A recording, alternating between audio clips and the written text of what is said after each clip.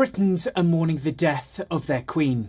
On Thursday, Queen Elizabeth II, UK's longest-serving monarch, died at Balmoral Castle.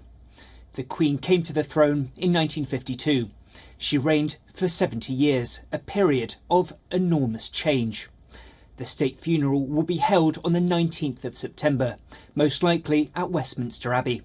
Charles, the Queen's eldest son, became king automatically on Thursday by long-standing tradition. He'll be formally proclaimed as king on Saturday. King Charles III has arrived in London from Balmoral with his wife, the Queen Consort Camilla. The new king will make his first televised address to the nation later in the evening. A while ago, a ceremonial death gun salute of 96 shots were fired in tribute to the Queen. 96 rounds were fired across the UK. Each represents a year of the Queen's life. The House of Commons gathered to pay tributes to the Queen. UK Prime Minister Liz Truss, opposition leader Keir Starmer and former PM Boris Johnson paid their respects to the monarch.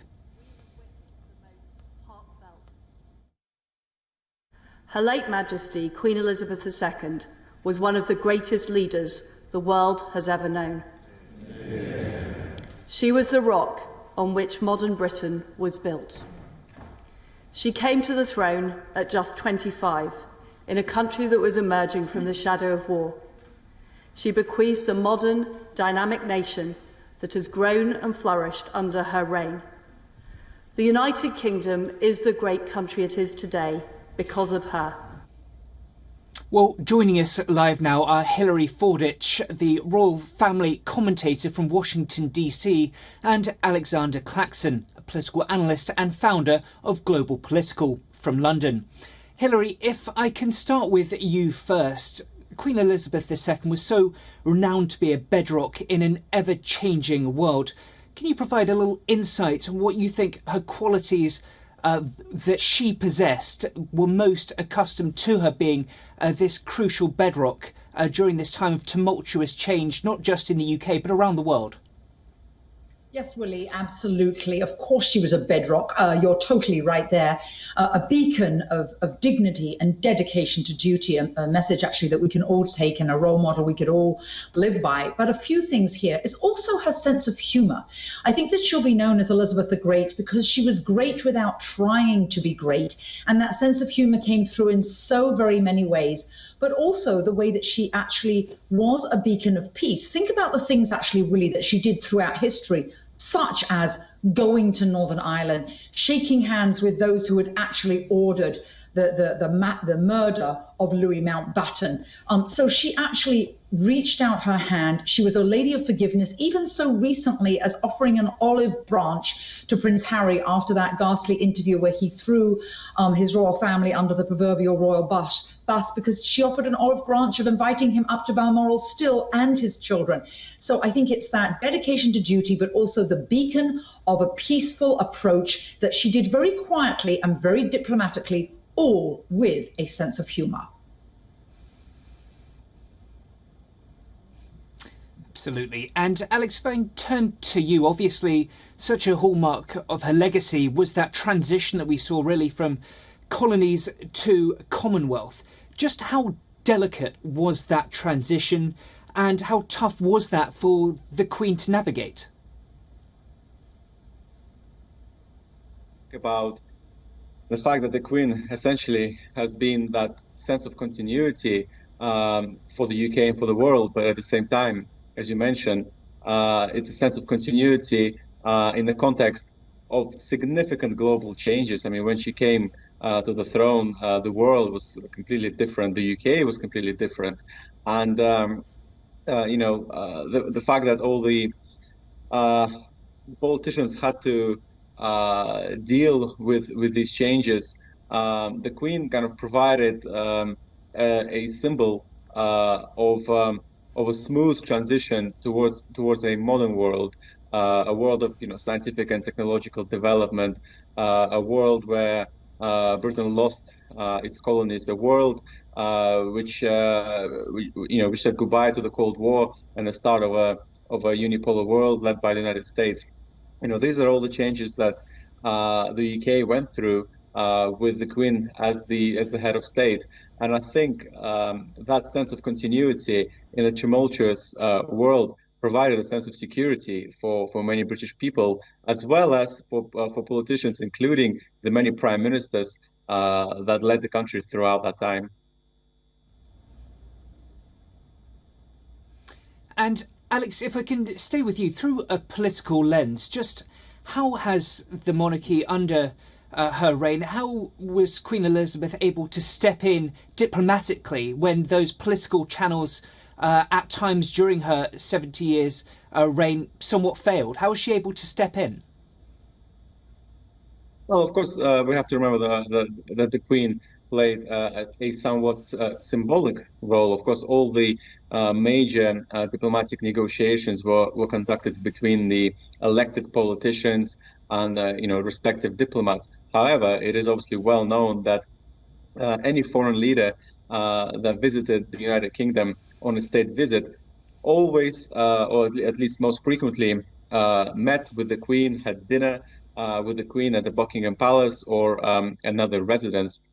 And I think those conversations shaped the UK's relations with many countries around the world, not just with the Commonwealth, but we think about the kind of emerging markets such as China and even countries like Russia, for example.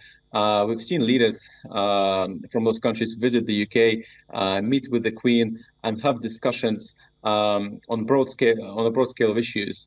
And I think those conversations, of course, impacted how the UK built their relations with the outside world.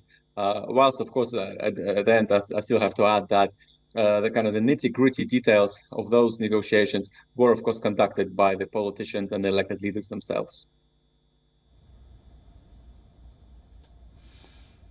Of course. And Hilary, if I can bring you back in, obviously you mentioned Queen Elizabeth's humour.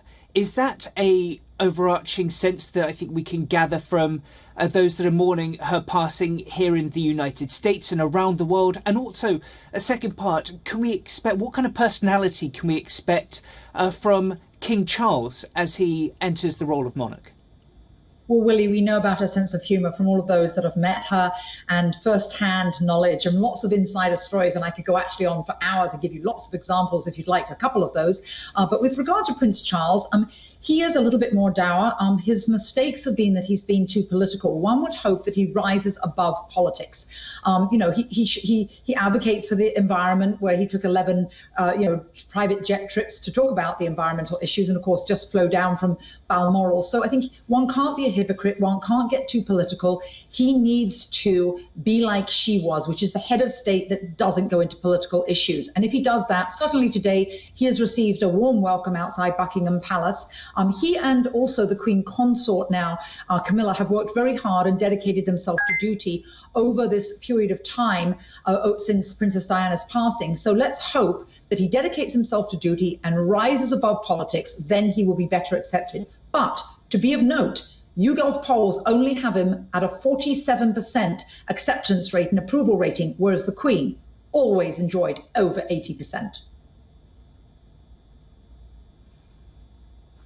And when it comes to relations with the United States, obviously here in New York she made several visits. There's a garden commemorated to her visit and her paying homage to Brits that died during 9/11. Just what kind of a legacy will she leave here in the US? And just can you give us a little insight into her relationship with past presidents? Of course, as she's seen with prime ministers, she's met a number of US presidents as well. Just what kind of legacy is she leaving here in the US as well?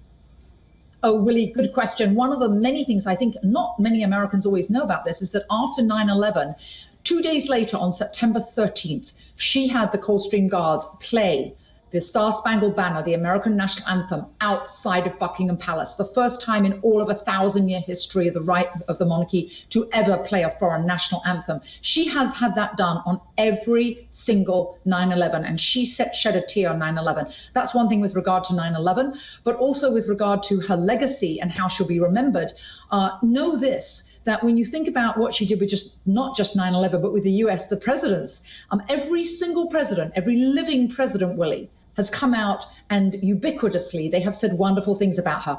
From the left and the right, there is President Obama, who said that he was given a warm welcome. He and Michelle, her generosity of spirit and her warmth is what they remember. And of course, Michelle Obama made the ghastly mistake of putting her arms around the Queen. The Queen didn't shudder and shake her off. The Queen embraced her and put her arm in respect and response around Michelle Obama.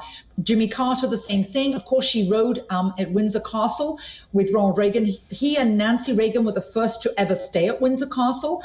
She had a great relationship with Ronald Reagan because they, of course, shared the love of horses. She also had a very good relationship with all of our presidents, but also President Bush Sr. We will remember, though, when it was W who made a mistake, and he said that when the Queen looked over at him and he met her eye, he said, only the look that a mother could give a son, because he made a mistake. And also, actually, JFK mispronounced her title, and she was very forgiving of him. There's many presidents, and also something just of note, if I might, after JFK's passing, the Queen at Runnymede, which is very close to Windsor Castle, proclaimed that there will be an erection of a commemoration to JFK.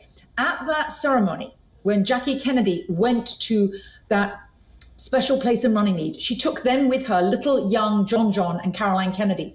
Prince Philip took hold of little John's hand. And I think it was that spirit of that generosity of spirit that Prince Philip and the Queen shared. And I think that's another reason the Queen has now passed.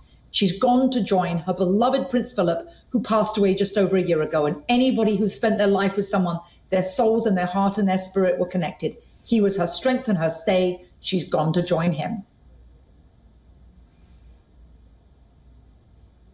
Well, Hilary and Alex, thank you so much both for your insight. Thank you for joining us and giving us a few more details about her life and indeed Queen Elizabeth's legacy as well. That was Hilary Fordich and Alexander Claxton. Thank you both very much indeed for joining us. Now, the Archbishop of Canterbury has paid tribute to Queen Elizabeth's joy, her humour and sense of hope. He recounts the Queen's constant presence as Britons went through numerous changes. The Queen constantly showed us the meaning of life. She was joyful, she was humorous, life was full. Even in the Annus Horribilis, as she so perfectly summed up the most difficult year possibly of her reign. Her life was full, but she never, even in bad moments, lost hope.